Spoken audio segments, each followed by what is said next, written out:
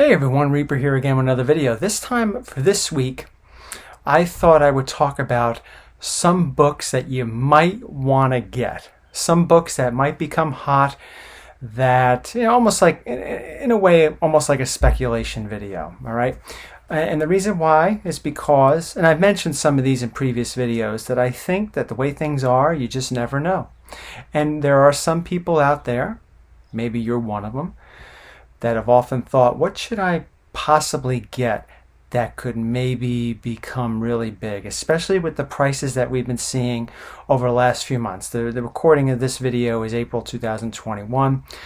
So the crazy prices that we've been seeing, what's a good book to maybe get? What should I be looking at and all that?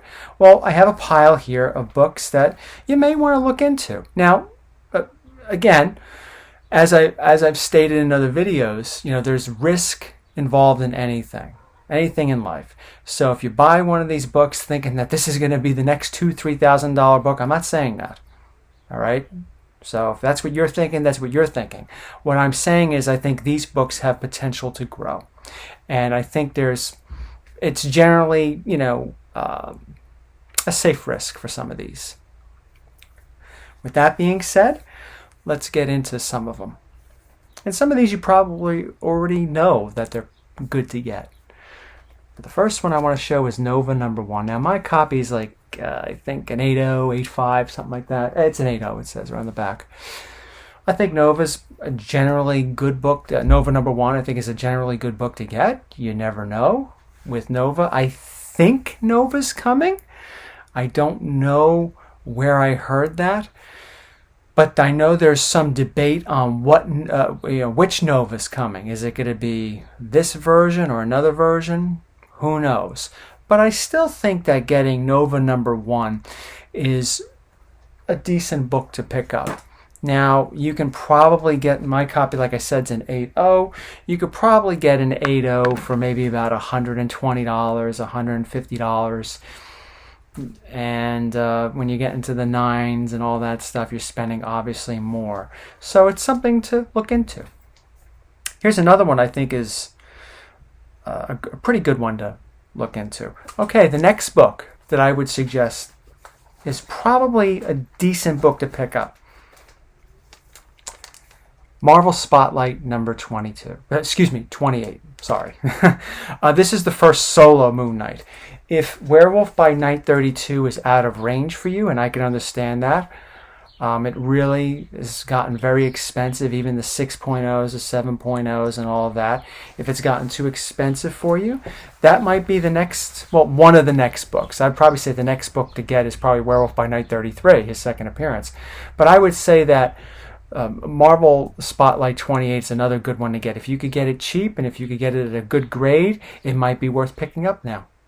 And it also could be used as something if Moon Knight becomes really, really popular and it raises the tide of all of his early appearances and all important issues with Moon Knight. That could be something you could sell to put toward a Werewolf by Night 32. Here's another one that I think is pretty good to get. And this has been I think this one's been on people's radars for several years, all right? Marvel Spotlight #32, the first appearance of Spider-Woman. There's a lot of talk about Spider-Woman, the possibility of Spider-Woman joining the MCU and all that, so it probably is a good idea to pick up her first appearance in Marvel Spotlight 32. It's another one I think is pretty much a safe risk. And the last of the Marvel Spotlights, probably the most, I would say it's the most expensive out of the ones I've showed, is Marvel Spotlight #2, the first appearance of Werewolf by Night. We've talked about Werewolf by Night in that it was in that title Moon Knight first showed up. Well, what about the first appearance of the title character, Werewolf by Night? If Marvel's going to be going down a supernatural path in certain aspects of the Marvel Universe, like on the TV shows and all that, and occasionally into the movies like with Blade, it might be a good idea to start stocking up on some of those supernatural characters. And I think Werewolf by Night is one of the safest of them all. I don't know if they're going to bring the Living Mummy. Maybe they will. I don't know. But I think Werewolf by Night's probably a good one to get. And that one's expensive. I have an 8.0 copy, 7.5, 8.0 copy. So that one is a little expensive. Well, again, as I said in the top of the video, I've heard so many times from people, I have $500. What's a good book to get for $500? Well, if you wanted to get an 8.0, maybe 8.575 Marvel Spotlight 2, that might be a good one. There's quite a few.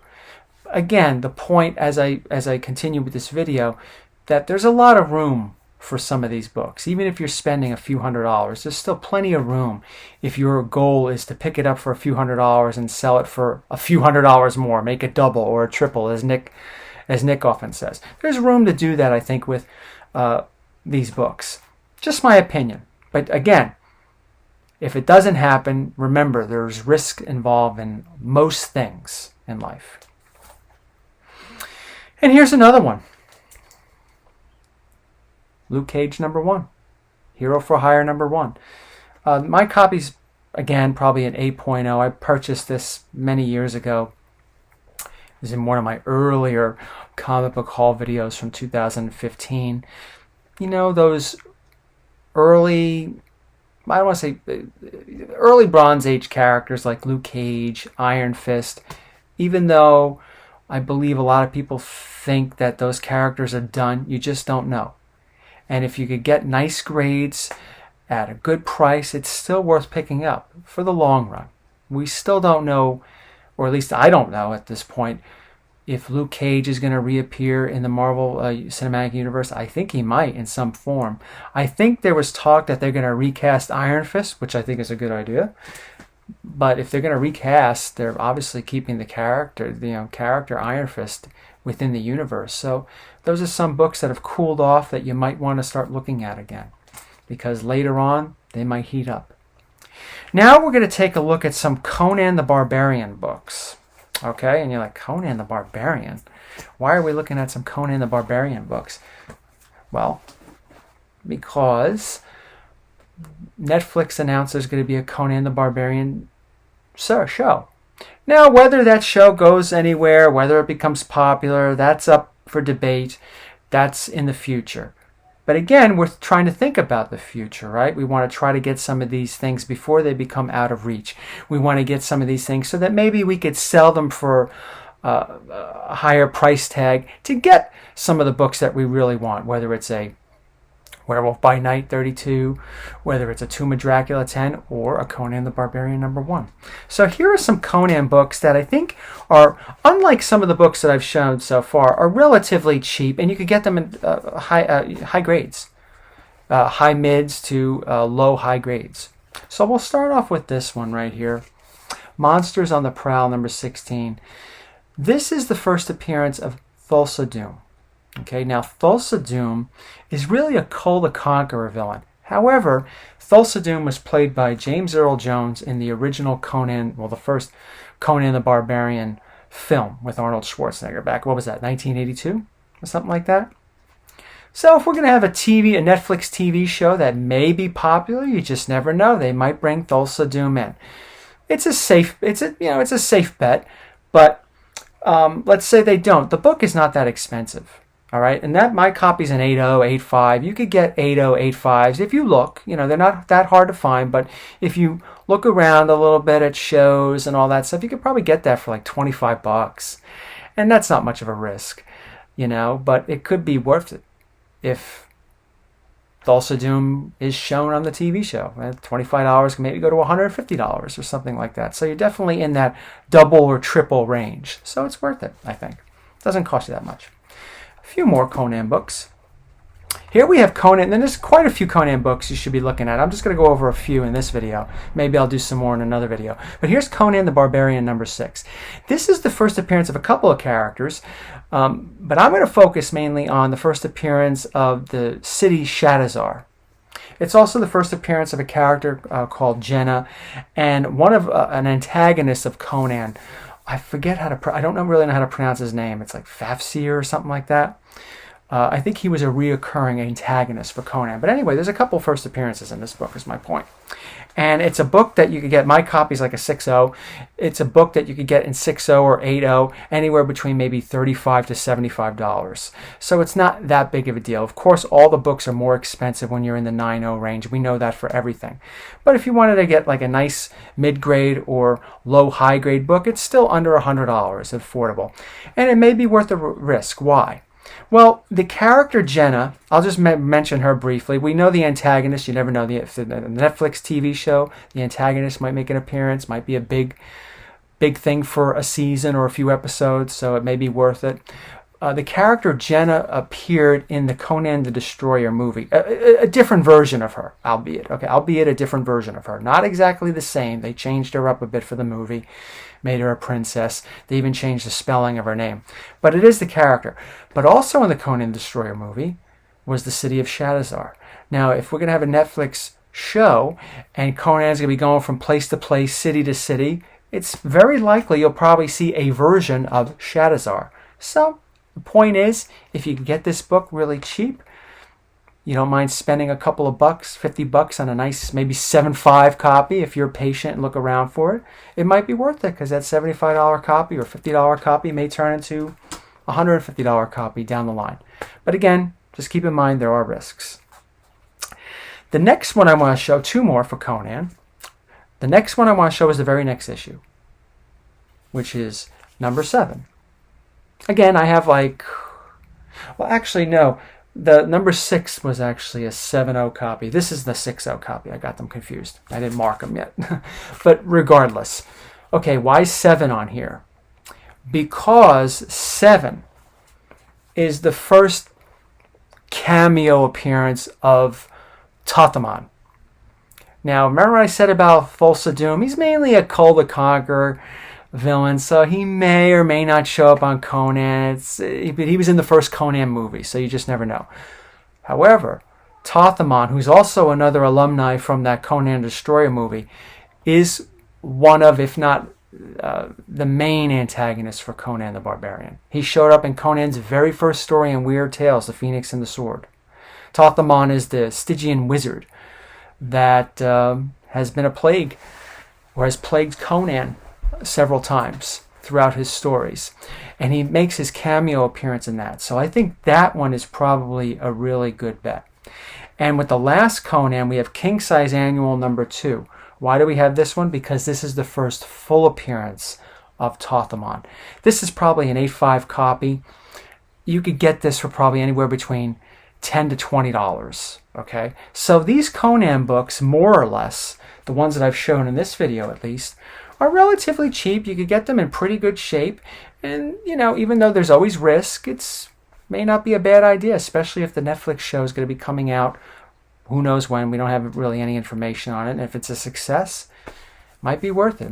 It might be worth to start looking into some of those Conan titles. Yes, I know everyone's looking at Conan the Barbarian number 1, but remember, that's good, but you should also look around the characters that are in Conan's universe, places that might be popular for the show, like Shadowzar and others.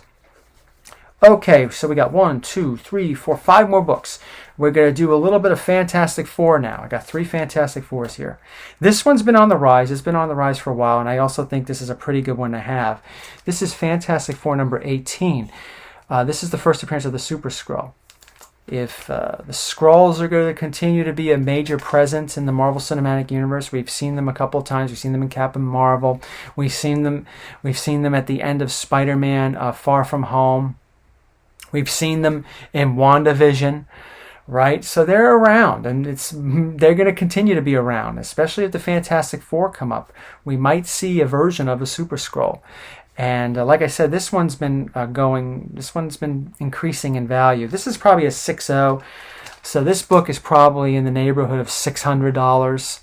If that's too much for you, you might want to look at 4.0s, which are still pretty good. When you get to Silver Age and getting 4.0s, those are good too. But it's something to pay attention to.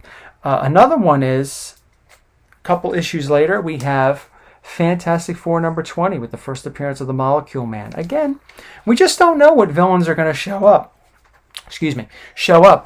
when it comes to a Fantastic Four movie or Fantastic Four-like storylines. I think Super Skrull's a safe bet. Obviously, Doctor Doom, we all know that. And, you know, I wouldn't be surprised if you see, like, Molecule Man or Diablo or a version of Diablo. You know, they may not call him Diablo, you know. But it might be worth looking into some of those villains, okay? Last Fantastic Four, I mentioned this in previous videos that people should be looking out for this one because it's first appearance of a major character, that a character is going to show up in the Marvel Cinematic Universe, and it's still relatively affordable. And when I say affordable, obviously, when you're in the 6.0 range, it might be several $100s. I still think that's pretty affordable since there's so much room on this book and the other books that are following. Fantastic Four number 67. We saw the Cocoon at the end of Guardians of the Galaxy Volume 2.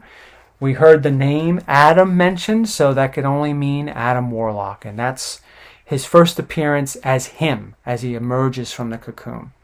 And that leads into, well, it doesn't lead into this one. The lead-in is after this, is before this one. But I just want to show this one next.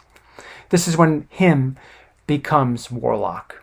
In Marvel Premiere number 1. For so many years, I think this book here was undervalued, underrated, and now it's still affordable. My copy's a 6.0, 6.5, so that's not going to cost you that much. Naturally, obviously, when you get to the higher grades, it costs you a little bit more, but even then, I think maybe an 8.0 might run you about $300. It's not really that bad when it comes to a book that has the potential to go so much higher.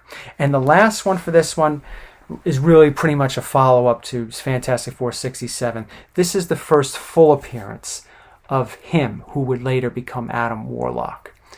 Again, this is another book that I think is a little, it can be pricey, don't get me wrong. When you're getting to the higher grades, this is a 6. When you get to the higher grades, like 8s and 9s, they approach $800, around that $1,000 range. But when you get in something like this is under $500. And again, like all the books that I've shown here, more or less, I think it has potential to grow. You know, I can't help it. You know, when I read Facebook posts or I look on Instagram and people are complaining about the prices and all that stuff, well, now's the time to be picking up books like this. You may not like any of these books, or you maybe have other books in mind, and that's fine. But it's really, now's the time to really be looking at getting some of these books. Because if prices continue the way they have been, now granted again, this is April 2021.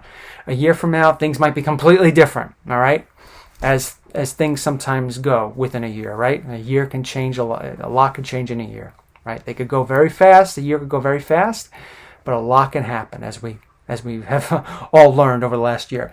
But anyway, now's the time to be getting some of these Bronze Age books and these Silver Age books that people seem to have forgotten about. They're pretty good to get.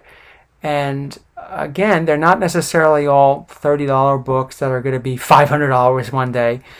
Some of them are a few hundred. And I think I'll use the X-Men 4 example. You get a 4.0 several years ago for probably around $400 or $500.